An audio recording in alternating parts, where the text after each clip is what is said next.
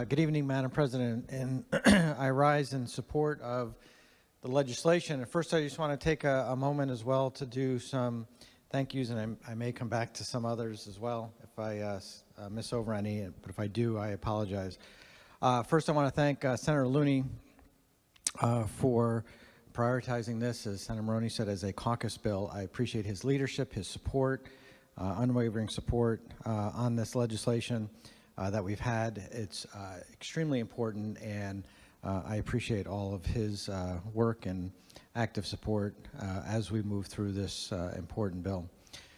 Certainly have to thank Senator Maroney for his tireless work section by section and his patience over the last few years as we have moved through the bill.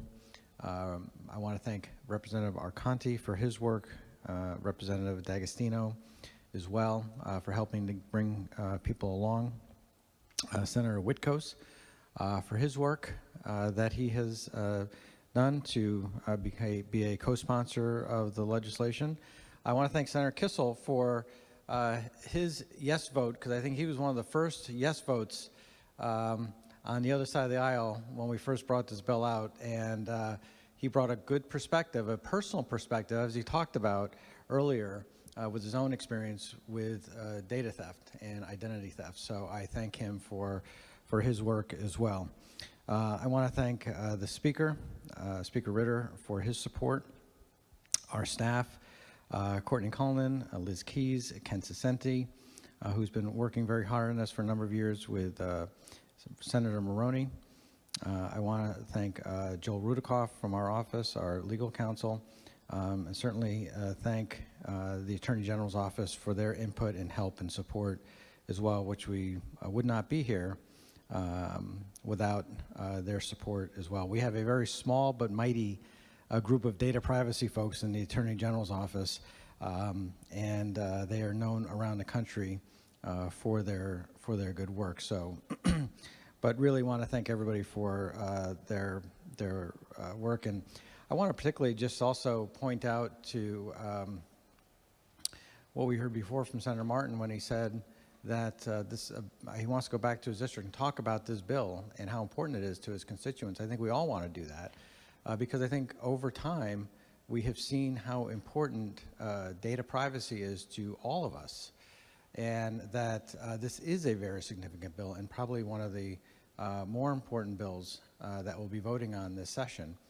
We have many caucus priorities this year, and they're all important, and this certainly ranks up with one of them, as one of them. Madam President, as was said earlier, I first began working on this concept or idea back in 2017, and so glad I had a great partner in Senator Maroney to work with on this as well. And the reason why I thought this was important is because we really do have, as I said on the floor last year, that we have a crisis of privacy in our country right now. People at this point have no expectation of any privacy anymore, and there's something fundamentally wrong with that.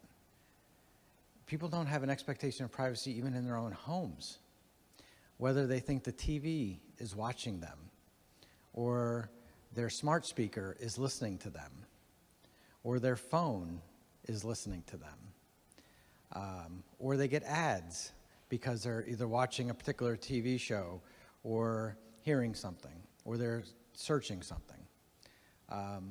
There is a crisis of privacy that we must overcome to give people confidence that there's some modicum of privacy in their lives. And I think in some ways people have just given up. They've just said it just doesn't exist. And we have waited and waited and waited for the federal government to do something, and they haven't done anything. They haven't acted. I know there's lots of people who would like to, but they haven't carried the ball across the finish line. And so it's now up to the states, as I believe it is also for net neutrality, but it is for the states to finally take control of this issue. This, I think, is one of the biggest issues in our country that we have yet to tackle for individual folks in decades. And the fact that it hasn't been done yet is really a crime. And so I think that's why California has passed the bill. Colorado has passed the bill. Virginia has passed the bill. Others have passed the bill. And I'm so proud of the fact that we will have a bipartisan bill pass this circle, hopefully the House, and earn the governor's signature, that is one of the strongest in the country and certainly has one of the strongest protections for children in the country as well. Extremely important that we send that message that we are protecting people's privacy, but we're also protecting children and their privacy and their identity as well. Because kids go online all the time and they don't know. They're just going to say yes to things if there isn't some sort of a parental permission there as well. So I'm just glad that we're able to be here in this place today at this moment to pass this legislation. Because what we want to send the message to our constituents across the state is that in a bipartisan way, which has been done in other states, we have been able to come together as Democrats and Republicans to pass legislation that is strong, effective, and will make a real difference in their lives.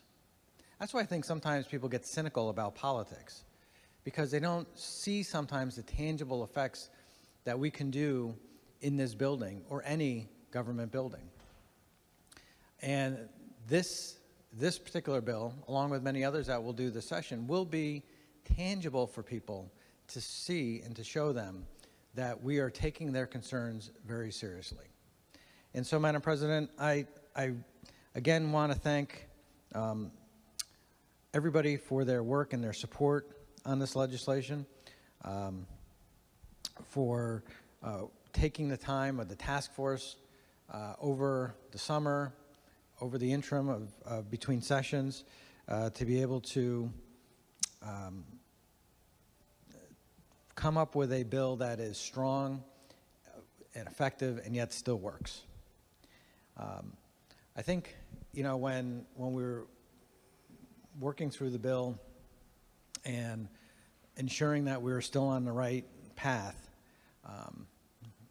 garnering support, making compromises, negotiating, that we still had the stamp of approval from a number of different organizations. And a lot of that is because of the tenacity of Senator Maroney. But I want to particularly thank Consumer Reports for their support. They are an independent, nonprofit, nonpartisan organization. We've all heard of them. When we hear Consumer Reports stands in favor of something, we tend to take that to the bank. They're in favor of this bill because they know that data privacy is a crisis in our country.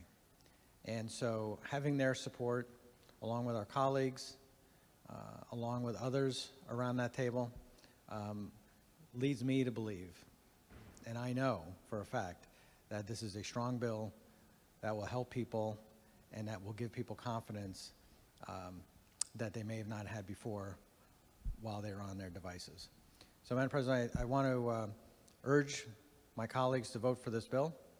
As we send it downstairs, hopefully they'll vote for the bill as well in a bipartisan manner, and we will send it to the governor's office and be one of the few states in the nation, and we can be proud to say this, one of the few states in the nation to have a data privacy bill, and yet is one of the strongest in the nation as well, and that we should be very proud.